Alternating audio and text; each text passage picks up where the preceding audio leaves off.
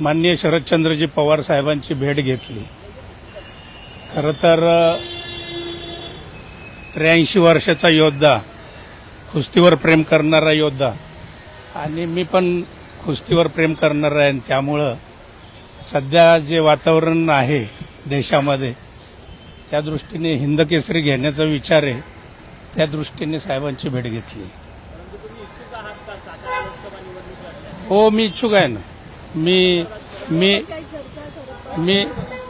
2 वेळा लोकसभा लढलेलो आहे।